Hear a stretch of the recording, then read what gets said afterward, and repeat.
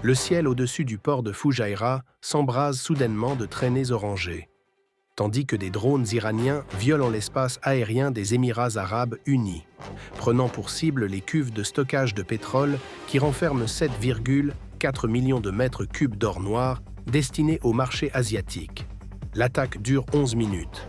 Quand la fumée se dissipe, 3 cuves sont endommagées et le prix mondial du pétrole bondit de $18 par baril en moins de 2 heures. Il ne s'agit pas d'un scénario de crise théorique issu d'une salle de réunion du Pentagone. C'est réel, et cela a contraint chaque monarchie du Golfe à affronter une vérité qu'elle avait passé des décennies à ignorer, le détroit d'Ormuz. Ce goulet d'étranglement de 33 km à peine, par lequel transite 20% du pétrole mondial, n'est pas simplement une vulnérabilité géographique. C'est le pistolet chargé de Téhéran, appuyé contre la tempe de l'économie mondiale. Mais voici ce que la plupart des gens ont manqué pendant qu'ils regardaient ces incendies brûler sur les chaînes d'information en continu. Les Émirats arabes unis et l'Arabie saoudite n'ont pas été pris au dépourvu. Depuis plus d'une décennie, ils construisaient méthodiquement leur sortie de ce piège en investissant à eux deux 80 milliards de dollars dans quelque chose de bien plus stratégique que du matériel militaire. Ils redessinaient entièrement la carte, une carte sur laquelle l'arme la plus redoutable de l'Iran deviendrait tout simplement obsolète. Pour comprendre l'enjeu, il faut s'éloigner de ce port en flammes et examiner les chiffres qui empêchent les ministres de l'énergie de dormir la nuit. Le détroit d'Ormuz n'est pas un simple couloir maritime parmi d'autres. C'est le point de passage énergétique le plus critique de la planète. Entre 17 et 21 millions de barils de pétrole brut le traversent chaque jour. Ce n'est pas uniquement du pétrole du Moyen-Orient. C'est le sang vital des usines japonaises, de la machine industrielle chinoise, de l'économie indienne en plein essor et du moteur d'exportation sud-coréen. Dès qu'Iran évoque la fermeture d'Ormuz, les primes d'assurance des pétroliers triplant du jour au lendemain. Lorsqu'ils minent réellement les eaux ou lancent des missiles, comme ils l'ont fait lors des événements récents, l'ensemble de la chaîne d'approvisionnement mondiale se fige comme un moteur sans huile. Pendant des décennies, cela a conféré à Téhéran un pouvoir asymétrique bien au-delà de ce que leur produit intérieur brut ou leur armée conventionnelle aurait mais jamais pu offrir. Ils n'avaient pas besoin de remporter une guerre. Il leur suffisait de menacer le détroit de façon crédible pour que le monde entier vienne les supplier de négocier. Les monarchies du Golfe, malgré leur fortune et les garanties de sécurité américaines, étaient des otages. Leurs champs pétroliers pouvaient pomper des millions de barils par jour, mais si ces barils ne pouvaient pas franchir Ormuz, ils restaient prisonniers du sable. L'Iran a parfaitement compris cet avantage et a bâti toute une doctrine stratégique autour de lui. La marine des gardiens de la révolution islamique ne fonctionne pas comme une flotte traditionnelle. Elle utilise des vedettes rapides d'attaque, des mines navales, des missiles de croisière anti-navires et des essaims de drones bon marché. Ces armes ne sont pas conçues pour livrer une bataille rangée contre un groupe aéronaval américain. Elles sont conçues pour transformer le détroit d'Ormuz en un corridor de feu qu'aucune compagnie d'assurance n'acceptera de laisser emprunter par un pétrolier. Les missiles balistiques, comme le Fateh 110 et le Zulfikar, ont déporté des passants 1200 km, ce qui met chaque port, chaque pipeline et chaque terminal de chargement de la côte du Golfe à portée de frappe. Les drones Shahed 136, ces munitions rôdeuses triangulaires que la Russie a ensuite utilisées en Ukraine, coûtent moins de 20 000 $ chacun à produire pour Téhéran. Ils peuvent être lancés en vagues de dizaines d'unités, submergeant même les systèmes de défense aérienne les plus sophistiqués par leur nombre. Et puis, il y a les mines, l'arme la plus ancienne et la plus simple de l'arsenal naval, mais d'une efficacité dévastatrice dans des eaux peu profondes et encombrées. Lors des événements qui ont conduit à la crise, des forces iraniennes ont déployé plus de 300 mines marines à travers les couloirs de navigation clés en moins de 72 heures. Les dragueurs de mines de la coalition ont mis près de 4 mois à les neutraliser. Durant cette période, les exportations mondiales de pétrole en provenance du Golfe ont chuté de 60%. Les prix ont atteint 230 $ le baril.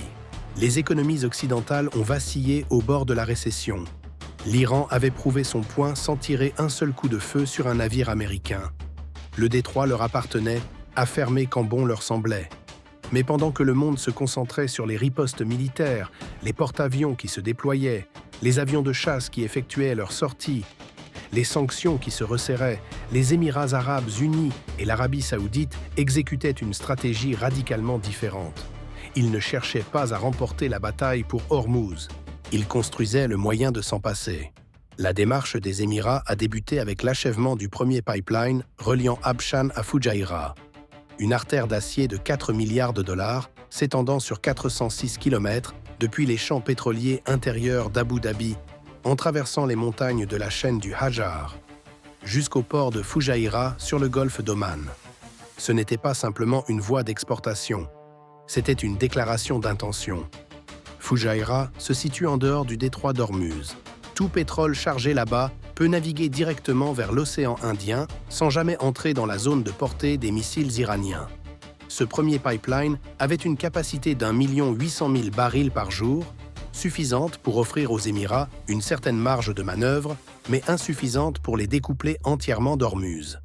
Cela est apparu douloureusement évident lors de la crise, lorsque la demande a explosé et que le pipeline unique n'a pas pu absorber la charge. Des pétroliers devaient encore risquer le détroit. Et quand les drones ont frappé les cuves de stockage de Fujairah, la vulnérabilité résiduelle s'est révélée au grand jour. Un seul pipeline ne suffisait pas.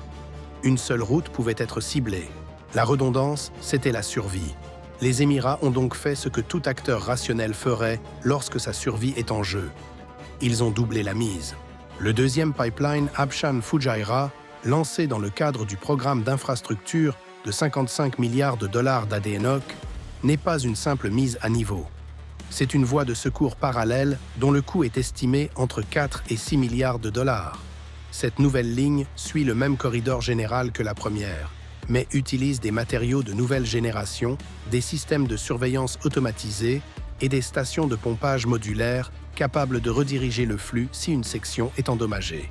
Quand cette deuxième ligne deviendra pleinement opérationnelle, la capacité totale d'exportation de Fujairah bondira à 3 600 000 barils par jour, soit suffisamment pour gérer près de 75% de la production projetée des Émirats.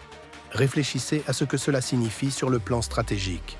Même si l'Iran ferme complètement Hormuz, mine chaque couloir, coule chaque pétrolier, les Émirats peuvent toujours exporter la grande majorité de leur pétrole. Le chantage perd ses dents. Téhéran peut brandir son sabre tant qu'il veut, mais l'économie émirati ne s'effondre plus quand il le fait. Et les Émirats ne sont pas seuls dans cette démarche. L'Arabie saoudite, le poids lourd du Golfe, construit son propre contournement depuis encore plus longtemps.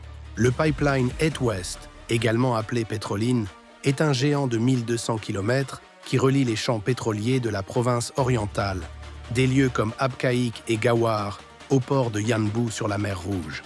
Ce n'est pas un projet récent. Les Saoudiens ont achevé la ligne originale il y a plusieurs décennies, mais au plus fort de la crise d'Ormuz, Riyad a procédé à un calcul froid. Ils ont poussé la capacité de Pétroline à 7 millions de barils par jour. Le Royaume a quand même exporté 5 900 000 barils par jour via Yanbu.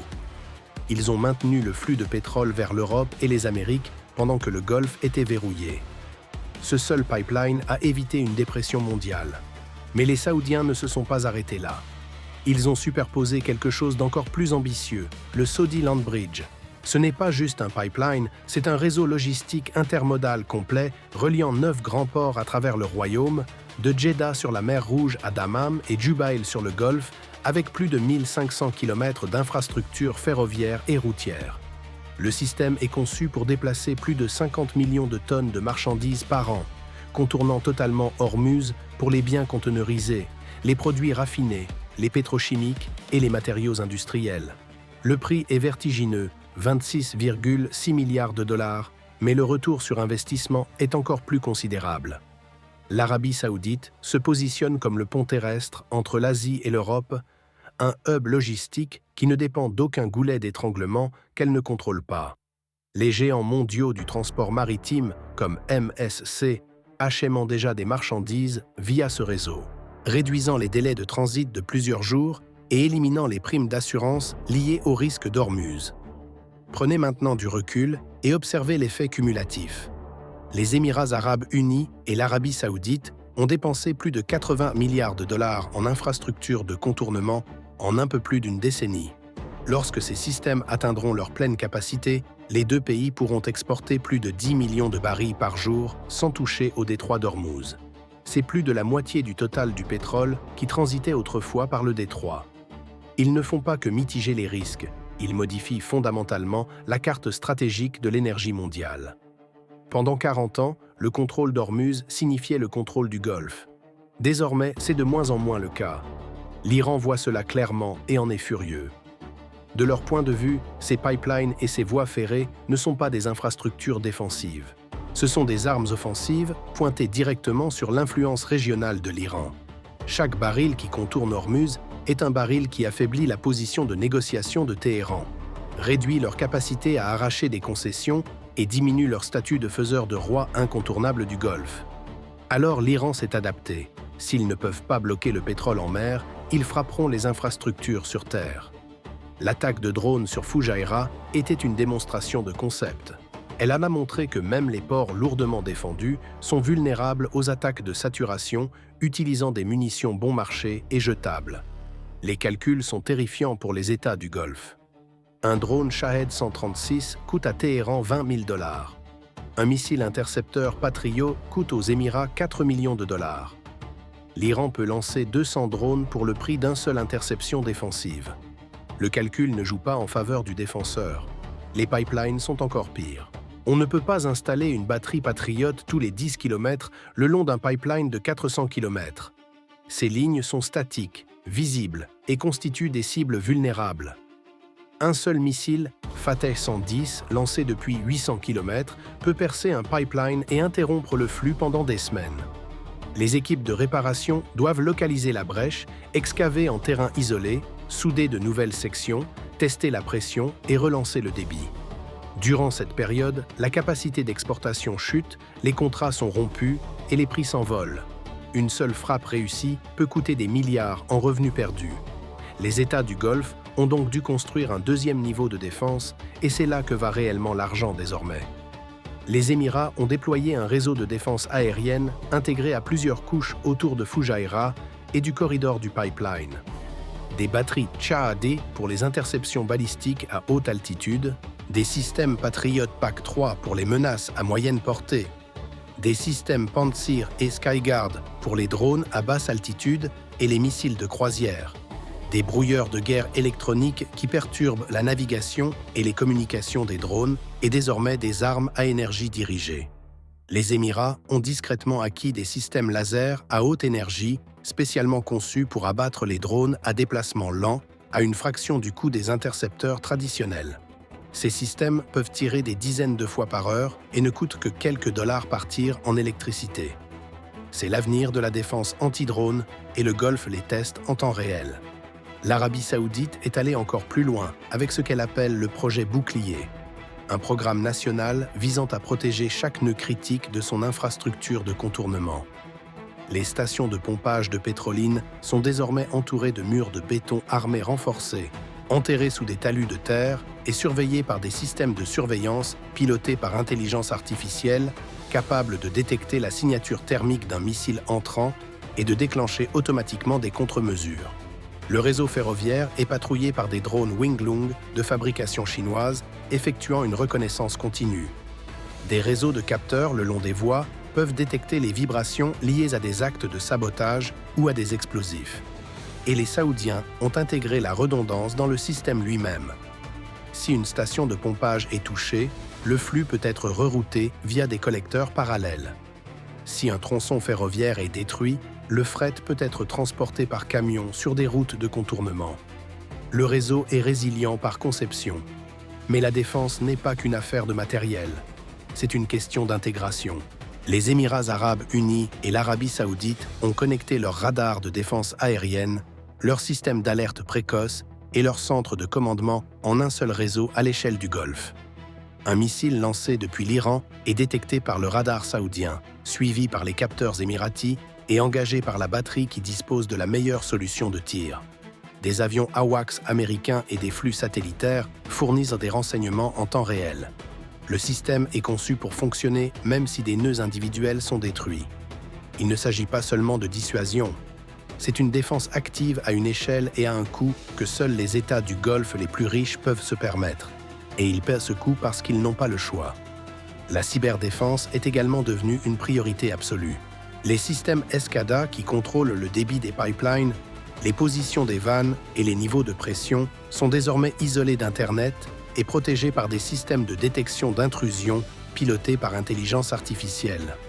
Après des tentatives présumées de cyberattaques iraniennes dans la période précédant la crise, les deux pays ont triplé leur budget consacré à la cybersécurité.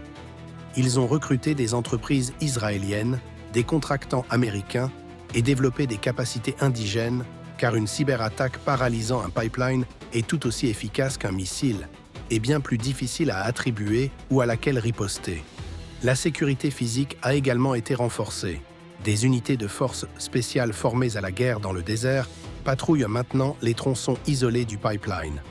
Elles utilisent l'imagerie thermique, des drones et des capteurs au sol pour détecter toute approche des infrastructures.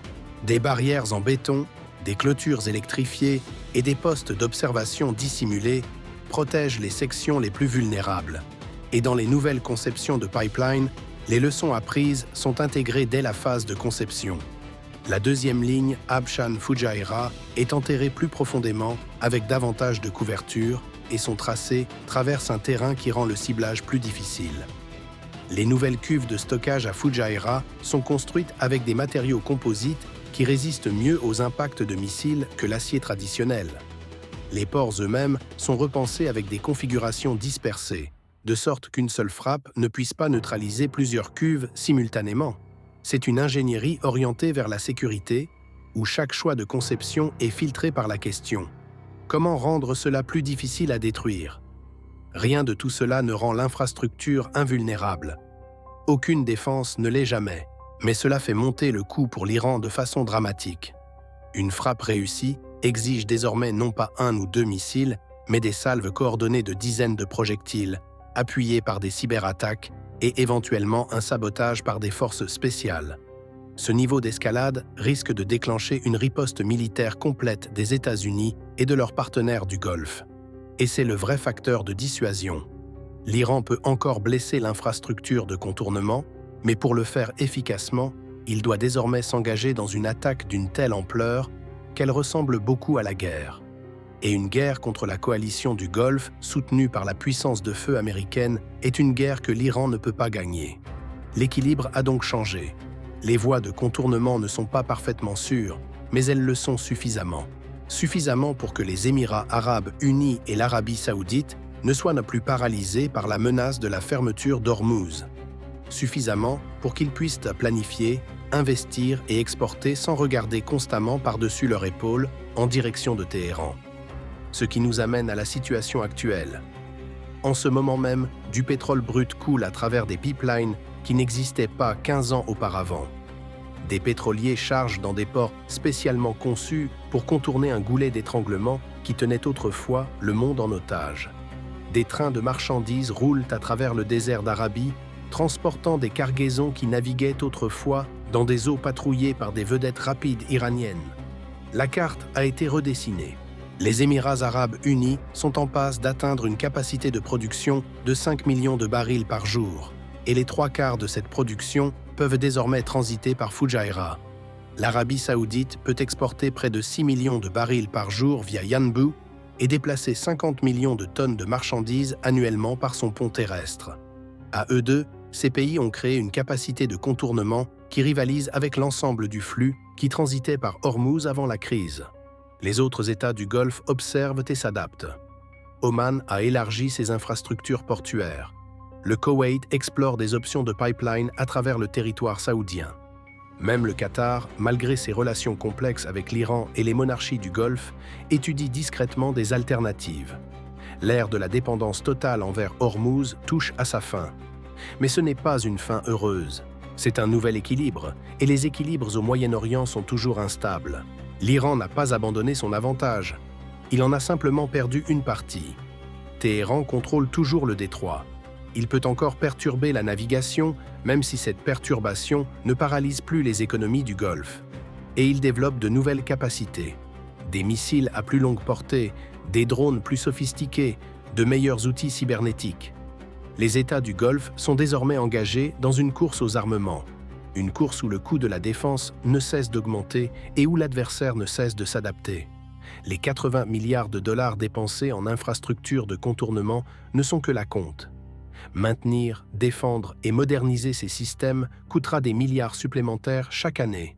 Et il existe une possibilité plus sombre encore. Si l'Iran conclut que son avantage lié à Hormuz est véritablement perdu, il pourrait escalader par d'autres moyens. Des attaques sur les voies de contournement elles-mêmes, des frappes par procuration dans d'autres régions, voire une poussée vers les armes nucléaires comme substitut à l'avantage stratégique qu'il a perdu. Éliminer une menace n'efface pas le conflit sous-jacent. Cela change simplement les termes de l'affrontement. Alors, où cela nous mène-t-il? Les monarchies du Golfe ont accompli quelque chose de remarquable. Elles ont pris une malédiction géographique, un goulet d'étranglement qu'elles ne pouvaient pas contrôler et ont dépensé pour s'en affranchir. Elles ont transformé la richesse pétrolière en acier, en béton et en technologie, construisant une infrastructure entièrement nouvelle qui leur permet d'exporter leur mode de vie sans demander la permission à Téhéran. Elles ont prouvé que dans le XXIe siècle, même les réalités géographiques les plus anciennes peuvent être contournées, pour peu qu'on ait l'argent, la volonté et la vision. Mais elles ont aussi prouvé autre chose. La liberté est chère. L'indépendance exige une vigilance constante. Et dans une région où les menaces évoluent plus vite que les défenses, il n'existe pas de sécurité permanente. Le détroit d'Ormuz est toujours là. Les missiles iraniens sont toujours là. Les drones continuent d'être produits. Ce qui a changé, c'est que le Golfe n'est plus sans défense. L'échec est mat n'est pas définitif, mais la partie a changé de nature. Et pour l'instant, c'est le Golfe qui mène.